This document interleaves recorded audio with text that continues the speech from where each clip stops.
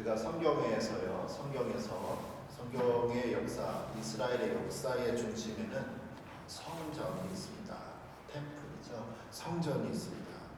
이 성전의 유래는 모세가 이스라엘 백성을 이집트에서 데리고 나올 때 하나님이 그들과 함께 하신다는 표로 성막, 천으로 된 텐트를 만드셨습니다. 출애굽기 전체는 특별히 40장으로 되어 있는데 출애굽이란 말 뜻대로 애굽에서 나오는 내용인데 애굽에서 사실 나오는 내용은 별로 없고요. 전체 40장 중에 무려 16장, 25장에서 40장이 이 성막에 관한 내용입니다. 무엇을 어떻게 지으는가 내용이죠. 그리고 40장, 출애굽기 40장이 어떻게 끝이 나냐면 성막이 다 완성된 것을 하나님께 봉헌하는 봉헌식으로 끝나는데 마지막 40장 마지막에 그때 봉헌식이 끝나고 예배가 끝나고 하나님의 영광이 나타나죠. 구름이 회막에 덮이고 하나님의 영광이 성막 중에 충만함에 모세가 회막에 들어갈 수 없으니 안개가 너무 자욱한 거예요. 하나님의 구름이. 그래서 사람이 들어갈 수 없습니다. 이는 구름이 회막 위에 덮이고 여호와의 영광이 성막에 충만함이었으며 하면서 하나님의 영광, 가득한 하나님의 임재를 나타내는 게 성막입니다. 그리고 이렇게 모세가 성막을 만들고 나서 약 500년이 지나고 나서 이제 다윗 왕 시대, 그다음에 솔로몬 왕이 되면서 이제 천막 대신에 넓고 400년, 500년 되니 천이니까 너무 많이 넓었거든요. 그래서 솔로몬 왕 때 7년에 걸쳐서 돌로 만든 성전이 만들어집니다. 이게 열왕기 상의 내용인데 열왕기 상 역시도 왕들의 이야기임에도 불구하고 22장 중에 이 성전에 짓는 내용이 무려 4장으로 되어 있습니다. 그만큼 성전이 이스라엘 역사에서는 중요하다는 것을 나타내고 있는 거예요. 이처럼 이스라엘 사람들 모세 시대나 왕이 있었던 왕국 시대에서 성전이나 성막은 그들의 삶의 중심이었습니다. 그런데 이스라엘의 왕 역사를 이렇게 보면 하나님을 잘 섬기겠다고 7년 동안 잘 만들어진 이 성전이 무시되죠. 사람들이 여기는 이제 안 가고 여호와 하나님, 이스라엘의 하나님을 섬기는 것이 아니라 주변 국가 우상들을, 주변 국가의 신들을 섬기게 됩니다. 그리고 하나님의 전은 먼지만 쌓여가고 폐허처럼 되어가고 있죠. 그래서 이러한 내용들이 하나님께서는 선지자들을 또 보내셔서 우상 섬기지 말고 하나님 섬겨라고 계속 이야기가 오고 갑니다. 이스라엘 나라의 역사는 하나님을 섬길 것인가 우상을 섬길 것인가에 대한 그러한 역사의 계속 반복이 성경에 기록이 되어 있습니다. 그러나 사람들이 하나님을 저버리고 성전을 무시하는 삶을 살다가 드디어 하나님의 진노로 성전이 무너지고 나라가 망합니다. 나라가 망한 사람들이 이제 70년 만에 이제 돌아오게 되죠. 포로 생활을 바벨론에서 끝내고 돌아와서 예루살렘에 폐허가 되는 성전을 보면서 왜 어쩌다가 우리가 하나님의 백성인데 선택받은 백성인데 성전은 저렇게 무너졌고 우리가 포로를 잡히고 나라는 다 망가지고 아직도 식민지로 살아야 되는가를 연구하기 시작합니다. 그러면서 성경을 읽어가다가 열왕기상에 아까 하나님의 성전을 다 지었을 때 하나님께 역시 성전 봉헌식을 했을 때 하나님이 나타나시는데 하셨던 말씀을 기억하죠. 바로 열왕기상 9장 6절과 9절에 하나님이 이렇게 말씀하셨습니다. 만일 너희나 너희의 자손이 아주 돌아서서 하나님께 멀리 떨어지면서 나를 따르지 아니하며 내가 너희 앞에 둔 나의 계명과 법도를 지키지 아니하고 가서 다른 신을 섬겨 그것을 경배하면 이제 7절에 보시면 내가 이스라엘을 내가 그들에게 준 땅에서 끊어버릴 것이요 포로가 되는 거예요. 나라가 망하는 거예요. 내 이름을 위하여 내가 거룩하게 구별한 이 성전이라도 내 앞에서 던져버리리니 이스라엘은 모든 민족 가운데서 속담거리와 이야기거리가 될 것이며, 다음 성 보시면 이 성전이 높을지라도 지나가는 자마다 놀라며 비웃어 이르되 여호와께서 무슨 까닭으로 이 땅과 이 성전에 이같이 행하셨는고 하면 마지막 절에 이렇게 말씀하시죠. 대답하기를, 왜 그렇게 됐냐면 그들이, 이스라엘 사람들이 그들의 조상들을 애굽 땅에서 인도하여 내신 그들의 하나님 여호와를 버리고 다른 신을 따라가서 그를 경배하여 섬김으로 여호와께서 이 모든 재앙을 그들에게 내리심이라 하리라 하였더라. 나라가 망하고 포로가 되고 나서 왜 이렇게 우리가 이렇게 됐지? 생각해 보니까 우리가 하나님을 섬기지 않았구나. 그래서 하나님 분노해서 하나님 정말 이스라엘의 가장 중요하다는 성전까지도 부셔버리시는구나. 바벨론에 의해서 무너지지요. 그리고 나서 이 사람들을 회개하는 마음으로 이제는 우리가 다시는 하나님을 그리고 성전을 무시하지 않겠다. 우리가 다시 성전을 짓고 잘 섬기자는 마음으로 두 번째 성전을 짓습니다. 첫 번째 성전은 솔로몬 성전, 두 번째 성전을 당시의 지도자였던 수룹바벨이라는 사람의 이름을 따라서 수룹바벨 성전이라고 짓습니다. 이거는 규모가 작습니다. 그런데 사람들이 또 하나님을 잊어버리죠. 그렇게 400년을 지나갑니다. 400년을 지나가면서 계속 나라가 여러 민족들, 국가들에 의해서 식민지로 살아가는 동안 그런 중에 예수님이 태어나시죠. 예수님이 태어나실 때는 로마 식민지였습니다. 그때 로마 식민지는요, 세금만 우리에게 줘라. 그 대신에 너희들의 종교는 문화는 자유롭게 하라고 합니다. 그리고 자기들이 왕을 각 나라마다 땅마다 보내는데 당시 예수님이 태어나실 당시에 이 유대 지역, 예루살렘에 속하 있는 유대 지역의 왕으로 헤롯을 임명해요. 헤롯은 누구냐? 이 사람은 정통 이스라엘 사람이 아닙니다. 이스라엘 사람이 아니고 이스라엘 옆에 요단강 바로 옆에 동쪽에 에돔이라는 땅이 있는데 이 에돔 지파 사람이에요. 순수 형통 사람이 아닌 이 에돔의 이 외국인이 이스라엘의 왕이 된 거죠. 유대 지역에. 그러니까 혈통을 중시하는 이스라엘 사람들 사이에서 거부 반응이 일어납니다. 그 사람 말을 안 들어요. 그래서 이 사람이 어떤 생각을 하냐면 이스라엘 사람들이 가장 존경하고 좋아하는 이 성전을, 지금은 좀 작은데 2차 성전은 아주 작았는데 내가 큰 성전을 지어서 환심을 좀, 이스라엘 사람의 마음을 좀 잡아야겠다 하면서 예수님 오시기 전 약 20년 전부터 성전을 더 확장 공사해 나갑니다. 이 확장 공사에 나가는 내용이 얼마나 컸냐면 오늘 성경에 보면은 이런 내용이 있죠. 이 성전은 46년 동안 지었다는 표현이 성경 구절에 있거든요.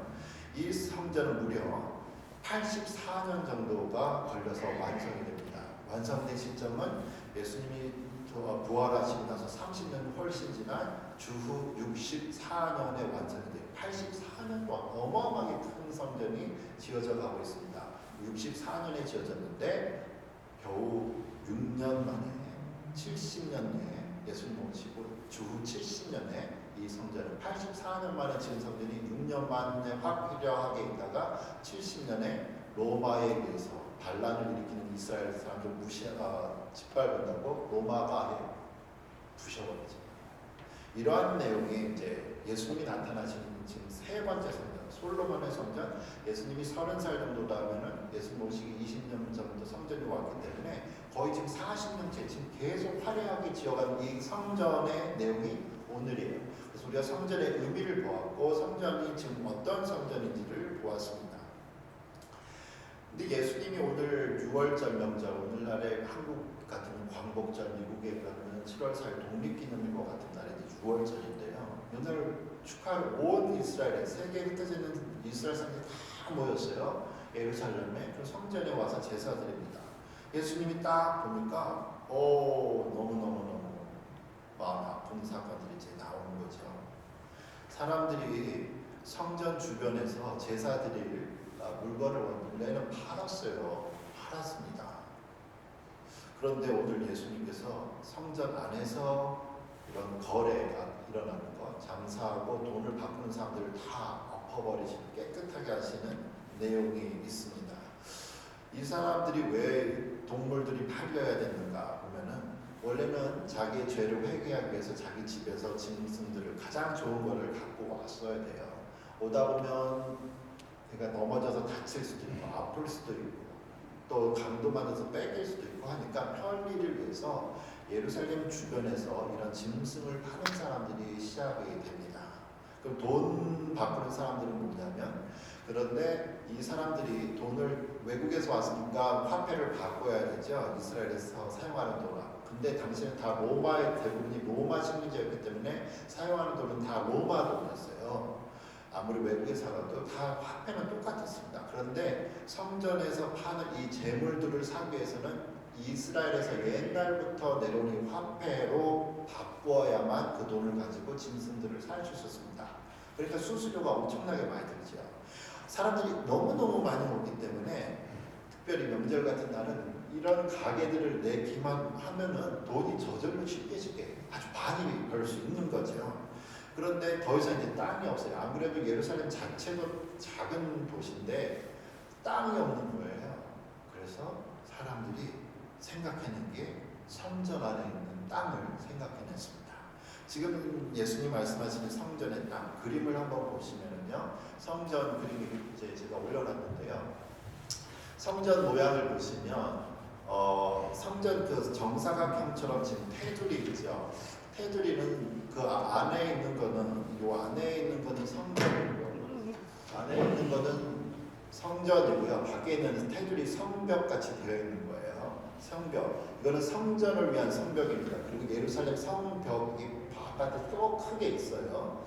그래서 성전이 있고 성전을 둘러싸는 벽돌이 이렇게 있죠. 그러다 보면 제가 사진에 동그랗게 이 건물 밖에 동그랗게 되어 있는데 그 부분이 보이시죠? 빈 공간.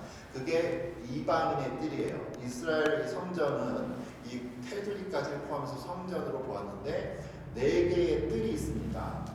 벌판이에요. 공간이 있는 건데 제일 성전 주변은 이방인의 뜰이라는 게 있습니다. 그리고 들어가자마자 높이 솟아나온 그림족 말고 거기를 중심으로 바로 앞에는 제사장들만 갈 수 있는 제사장의 뜰이 있고요. 그 앞에 뭐 육교처럼 내려가 있는 그림 보이시죠? 그 밑에가 이스라엘의 남자들만 갈 수 있는 이스라엘 남자들의 뜰입니다. 그리고 그 앞에 좀 넓은 공간 동그라미로 되어 있는데 거기는 이스라엘의 여자들만 갈 수 있어요. 그래서 이스라엘 사람이 아닌 사람들은 실제 이 성전 안에 들어갈 수가 없습니다. 경고판이 붙어 있어요. 들어오면 이방인들은 죽인다. 정말 붙어 있습니다. 가까우면은 발포하겠습니다. 이런 사인처럼 총 쏘겠습니다. 이런 사인처럼.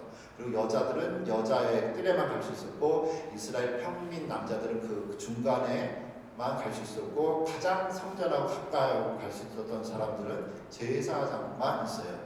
이렇게 구별을 하는 것은 사람들을 차별하려는 게 아니라 모든 사람들도 다 올 수 있도록 이방인이나 남자나 여자나 그래도 이 안에는 올 수 있도록 배려를 한 사건이죠. 그런데 이스라엘 지금 그쪽 바깥에서 지금 장사들은 원래가 이루어졌거든요.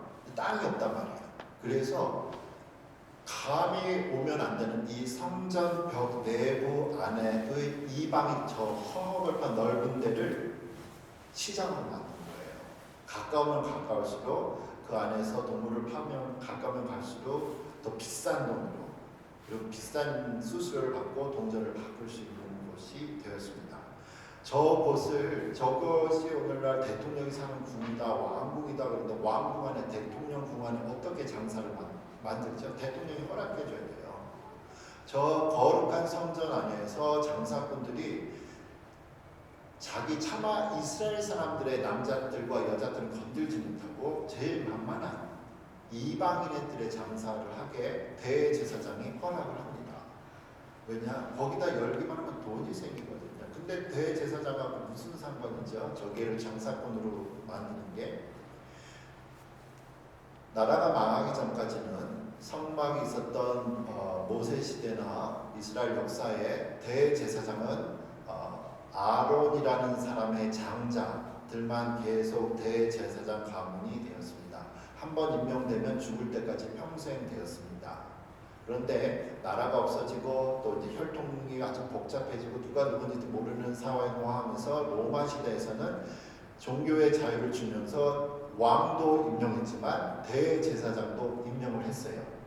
왕이 되면 대제사장이 되면 수많은 권력이 오고 돈이 따라와서 너도 나도 중앙정부 로마의 왕이 되기 위해서 대제사장이 되기 위해서 돈을 갖다 바치죠. 갖다 바친 만큼 어떻게 해요? 그 왕이 되고 대제사장이 되면 다시 받아내야 되죠. 그래서 대제사장들이 자기의 가장 친한 친척들이나 가까운 가족이나 사람들에게 돈을 많이 받아요. 허락해 주세요. 나 저기다 가게 좀 내게 해주세요. 그래서 대제사장들이 돈을 받습니다. 그럼 그 돈을 모으고 대중앙정부에 다 잘못 보이면 또 이게 자리가 날라갈 수 이럴 수 있으니까 계속 받은 돈을 계속 중앙정부에 주고 더 많이 받고 이런 악순환이 계속 되는 거예요. 이 상황을 예수님이 어렸을 때부터 예루살렘에 오셔서 보셨는데 그때는 아무것도 안 하시다가 이제 공생애를 예수님의 사역을 시작하면서 첫 6월절에 오셔서 여기 부분을 항상 진노하셨는데 청소를 하시는 거죠. 깨끗하게 하시는 내용이 오늘 여기에 우리가 함께 보았습니다. 너무나 가슴 아픈 이러한 부분들에 대해서 근데 좀 이상하지 않아요? 이 성전은요, 솔로몬 성전이나 두 번째 지은 성전 수룹바벨 성전은 이 사람들이 다 이스라엘 사람들이 하나님을 잘 섬기겠다고 해서 만든 거예요. 그런데 지금 세 번째 성전 그림에서 보신 이 솔로몬 성전은 헤롯의 성전은 헤롯이 자기가 외국인이기 때문에 이스라엘 사람들한테 인기 좀 얻어보려고 큰 돈을 들여서 만든 거예요. 순수하지 않습니다. 정치적인 목적으로 지은 성전입니다. 그리고 대제사장도 정통 아론의 가문이 아니라 로마 정부에서 임명한 사람입니다.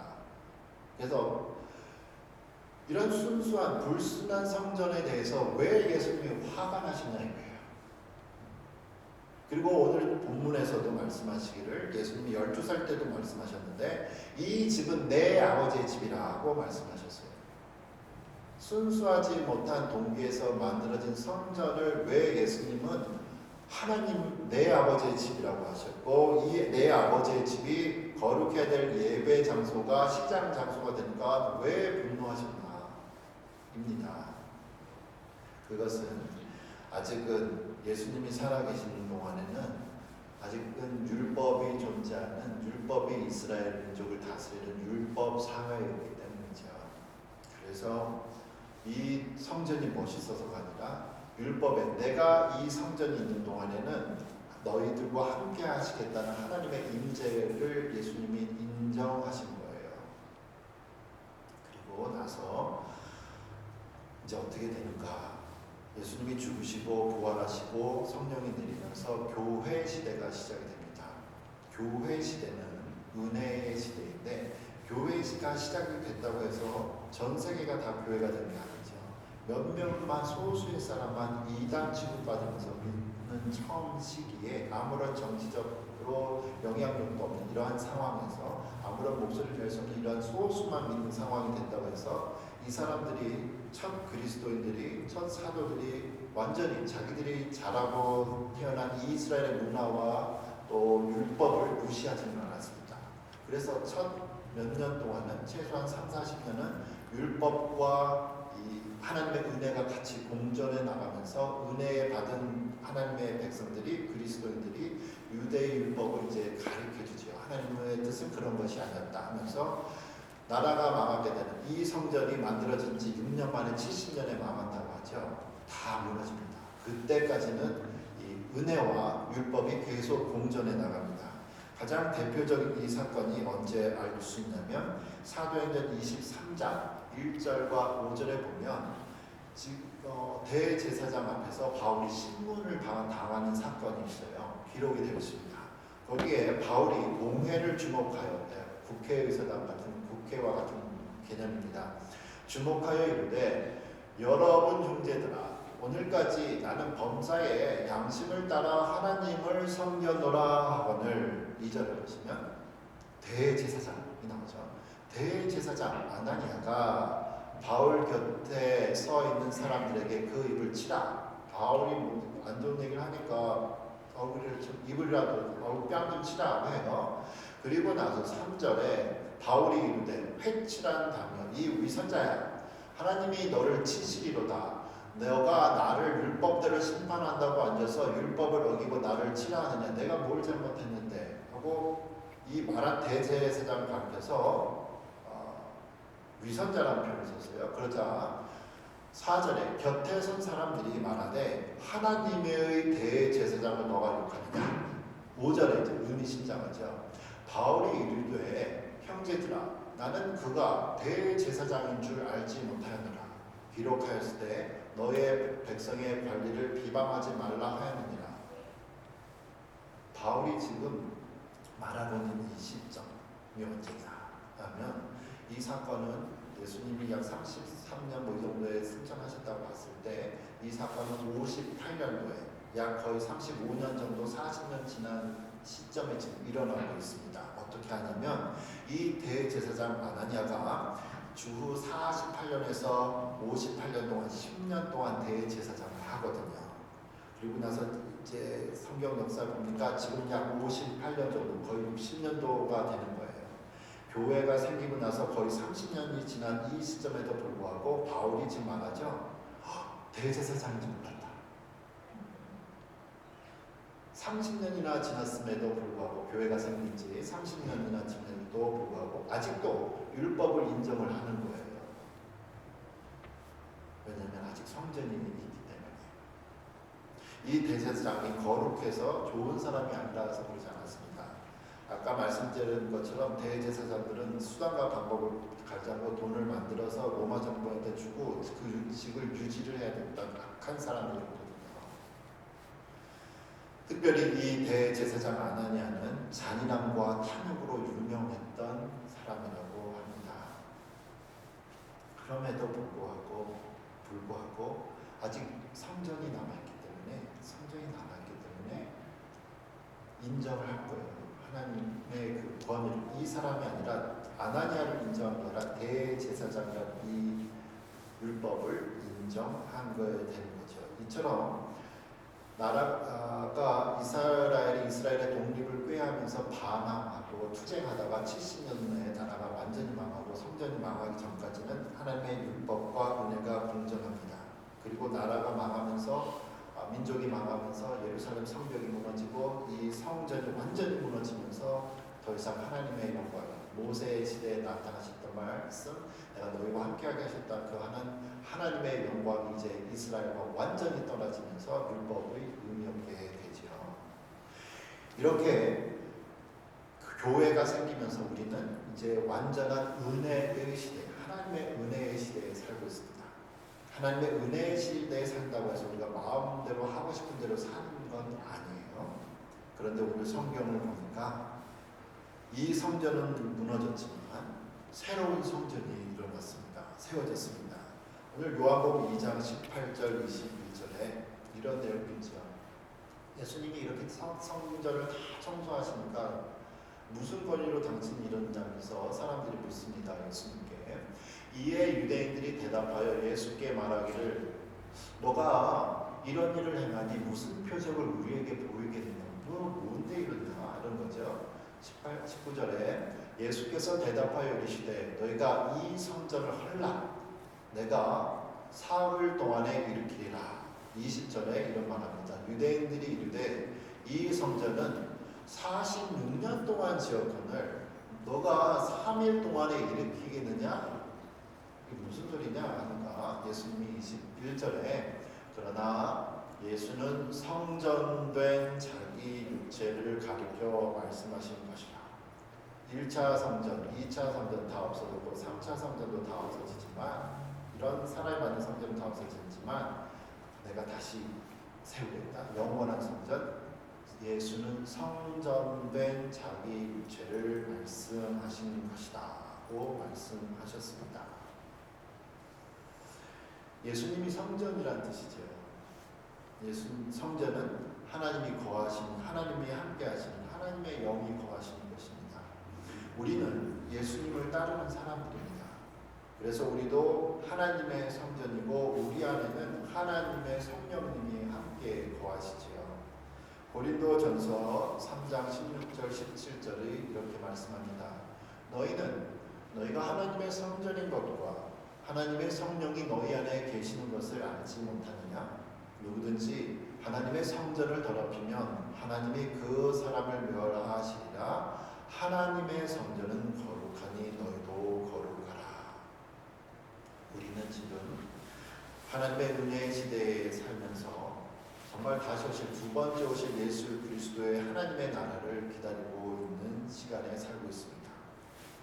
이러한 시간에 이러한 시대를 살아가는 성전된 우리로 성경은 거룩하라고 말씀을 하고 있습니다. 그렇지 않으면 우리도 거룩한 삶을 따르기보다는 다른 유혹과 욕심을 따라 살 가능성이 많다라는 거죠. 17절에 그랬잖아요. 누구든지 하나님의 성전을 더럽히면 하나님이 그 사람을 멸하시리라. 1차 성전이 무너졌고 2차 성전이 무너지고 3차 성전이 무너지고. 그래서 우리는 하나님께서 오늘 본문에서 성전을 청조하신 것처럼 내 안에 거룩하지 않은 것들을 청소해서 버려야 합니다.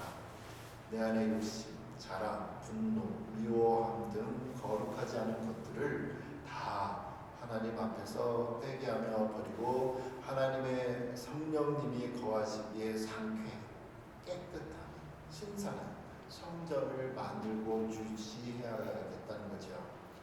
우리 모두가 언젠가 다시 오실 예수님을 기다리며 살아가는 이 땅의 삶 가운데 성령님의 은혜와 도우심으로 항상 거룩한 성전된 삶 사시기를 축원합니다. 아멘. 기도하겠습니다. 살아계신 하나님 아버지,